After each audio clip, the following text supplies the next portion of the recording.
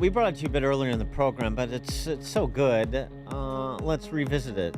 Nicole Shanahan, RFK Jr.'s former running mate, now co-surrogate for Trump, effectively. She was on Adam Carolla's show, and she had this to say about Kamala. I think Kamala Harris is dangerous to me because she is the ultimate puppet for an organization that has, I believe, since President Obama, not actually run real people. Mm-hmm. They have selected amongst a very small group of individuals that they can control and dictate policy over. Yes. I don't think Kamala Harris is somebody who will sit here and tell you how she feels. I think that human capacity of hers has long gone. Yes. I love that. That human capacity of her is long gone, like she's been dehumanized. Well, in fact, she has. It's the Anthony Eslin formulation. If you turn off the sound when you watch Kamala Harris, just use Kamala as an example. You know what she's going to say. Because there's nothing in between her ears. It's just political cant that she has been taught to recite. She is a party apparatchik. Peter Schweitzer was on with Bart Rome over the weekend. Schweitzer, the author of Clinton Cash and Secret Empires. Interesting, his perspective on Kamala's running mate, another apparatchik named Tim Walz. Tampon Tim, some call him. Schweitzer on Tampon Tim's relationship with the CCP. He spent a lot of time in communist China. And he's also spoken quite glowingly of communism as nothing more than people sharing their things with other people. Not like it happens at the point of a gun or anything.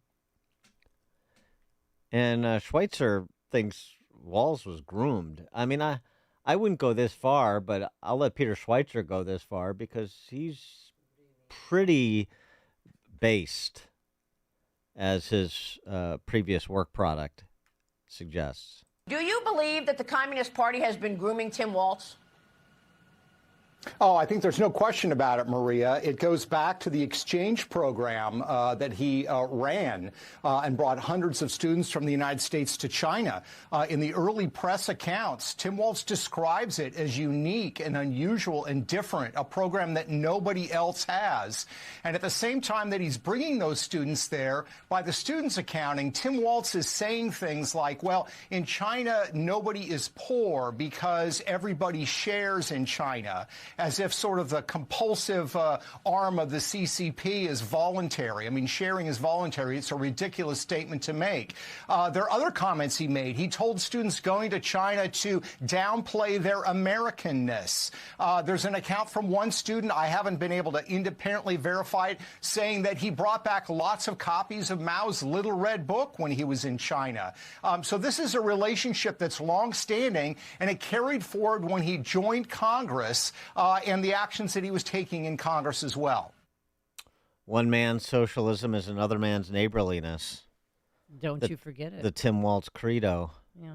And he lived there for a year, fresh out of college in 1989 for an entire year. Yeah, but it's a lot more recent than that, as Schweitzer recounts a trip to China by Walz in 2016. This is very concerning. You also have notes on a meeting that he had with Premier Li in 2016.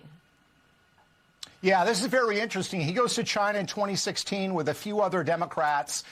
He recounts how he's meeting with Chinese officials, and he says, oh, I was here in China in December of 1989. And they said, no, it was February of 1990. I mean, in other words, they had been tracking him when he was a young man. But in that meeting with Premier Li, it's a classic example of elite capture and what the Chinese call big help with a little bad mouth.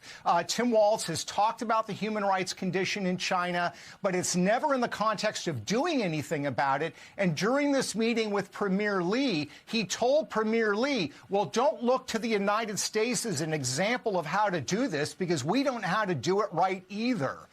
Those are his descriptions of what he told Premier Lee. So it's this massive moral equivalence, which is exactly what China wants from elites in the United States. Talk about human rights, but don't do anything about it, and also create this moral equivalence that the Chinese system's not any worse than ours. That is exactly what Tim Walz has done over the years. Yeah, Steve Kerr couldn't have done it any better. For more on this, pleased to be joined by Rebekah Koffler, writer and a former DIA intelligence officer. She's the author of Putin's Playbook and the forthcoming American Bolsheviks, the persecution of Donald Trump and the Sovietization of America.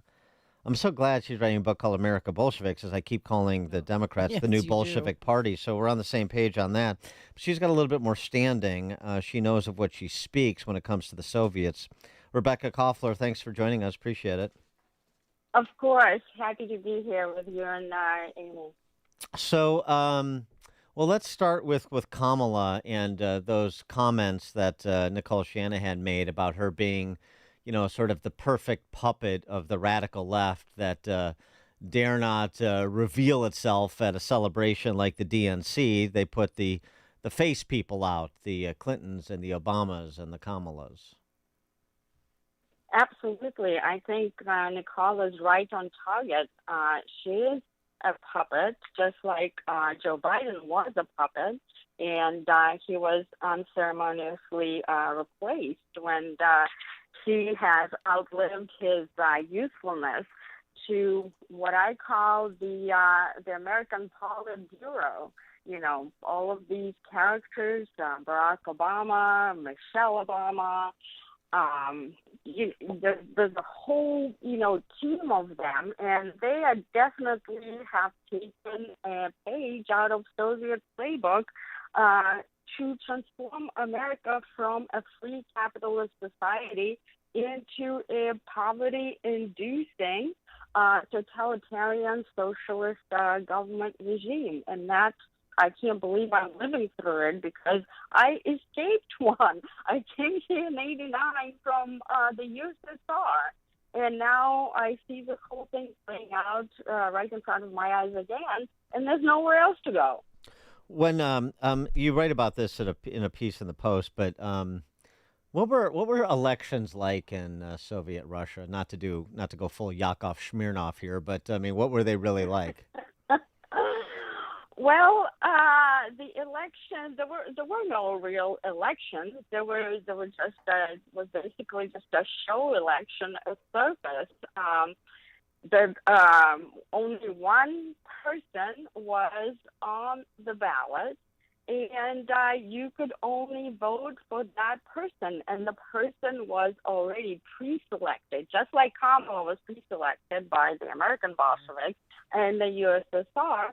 A small group of people from the Communist Party pre-selected the person, and you had to choose that person, and you absolutely had to go and vote so that the Soviets could claim that the person was elected with the majority vote, and it never fell below 99%, right? That's how everybody was elected, whether it was Brezhnev or, a Putin even much later. You went to the polls. It was like a big, celebration staged by the Soviets with all kinds of gifts and trinkets and music and children's toys. And if somebody didn't go, you would get, a knock on the door from the so-called agitator who would ask you, why would such a Soviet comrade not fulfill his Soviet duty? And then you would be labeled anti-communist with all the repercussions, at your job or at your school and, or worse. And so, there were no election campaigns, there were no party platforms, no debates. So everything was staged exactly as it happened with Kamala Harris. Well, do you think they even bothered to count the votes? Or they just declared a winner? They probably just declared the winner. Remember, there were no back then. There were no machines, no nothing. And If what was the point of counting? if there's one candidate, Wasting the it's sort time. of past post, isn't Right. it? Yeah. No, we're familiar with that in Chicago and in Illinois. That's how we select judges and legislators here, is what you're describing. But we're trying to not see that system scaled nationally. The You also talk about in the piece too. I love the comparison contrast. I mean, because we're not quite there. We're not quite to that Soviet level yet, but I see the similarities you're making. The convention, last week's convention, and how it reminded you of Soviet communist congresses. Right. It's all the lies. This is what. So here's what the Soviets did. We had only two channels, right? TV channels, and of course both were run by the state. The entire media was run by the state. And they would proclaim constantly during speeches, the Politburo, the Party Congress speeches, how amazing socialism is and how absolutely horrible capitalism is. It's a system of oppression and all of that. And meanwhile, people, of course, could just go to the store and see, empty shelves. On a good day, you could find, bread, milk, and maybe sausage. On a bad day, you could find nothing. So going back to the convention, so when Michelle Obama, came out and started talking about equality, and the Obamas own multi-million-dollar several mansions, right?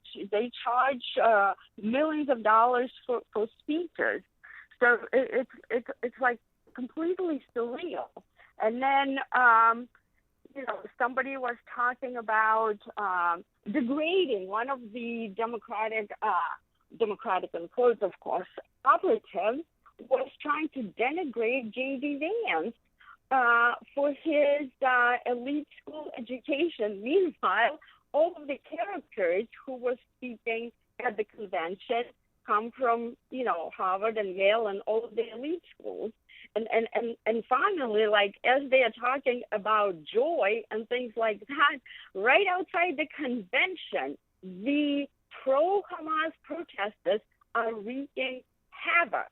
It was basically, a war zone, and it's a war zone in New York right now where I live, because, they're trying to outlaw all of the self-defense, the kind of mechanism. The Second Amendment is not effectively upheld here, and so it's like sometimes I feel like I'm in an insane asylum, because you hear one thing out of the TV, which is pretty much has become a regime media, right? Anything, outlets like yours are very, very minor.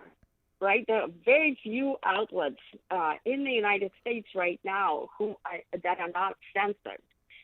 Most of the platforms are censored, and Mark Zuckerberg just recently acknowledged that the Biden-Harris administration was pressuring Facebook to censor content that was related to COVID and other things. And so, yes, it's totally, you're saying we're not there yet, but to me, we will be there. If Harris wins, we will be there. We are firmly on a path to communism and socialism. Well, this it's interesting, the description of the media landscape. I just had this conversation the other day with Cheryl Atkinson, and it's basically saying, these few investigative journalists that are left, many of them who have had previous careers in the corporate legacy media, like Atkinson or Catherine Herridge, Barry Weiss over at the Free Press.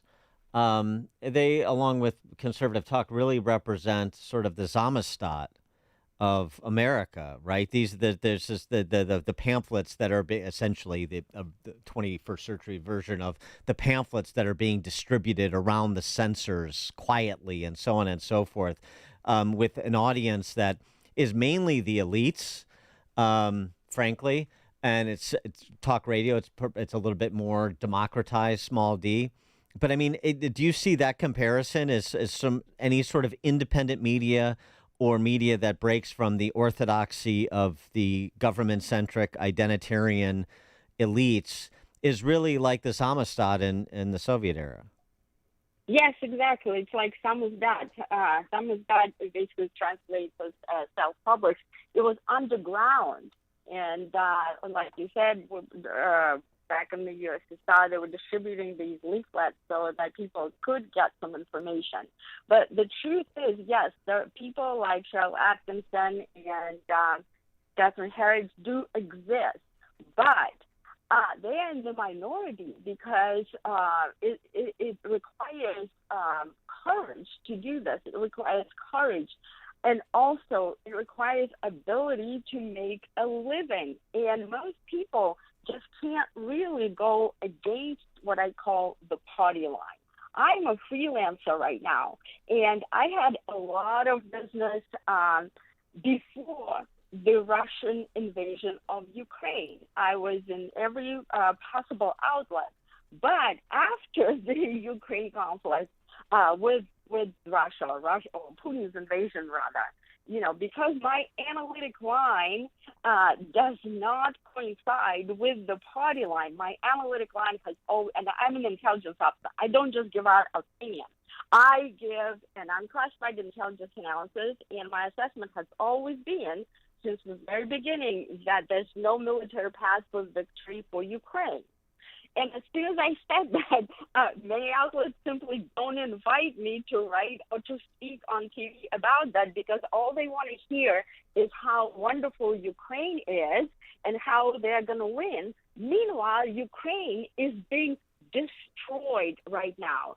And Europeans are effectively using Ukraine as a human shield because they were not willing to pay for their own security. And I personally briefed scores and scores of officials in the Obama administration, in the White House, the Pentagon, combatant commands, NATO. I briefed NATO in the run-up to Putin's invasion of Crimea. Nobody wanted to do anything about it. And of course, it's easier right now to just give, throw billions of dollars of weaponry to Ukraine, although it's not going to make a difference at all.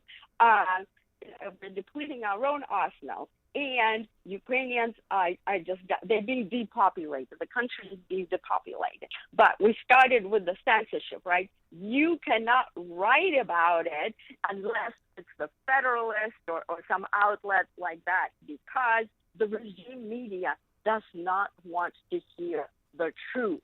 So censorship is not just like, it's not just banning something, but it's not reporting the truth. It's omitting the truth, keeping Americans in the dark so that we can continue to pump billions and billions into a foreign country while we ourselves are here experiencing major economic, downturn.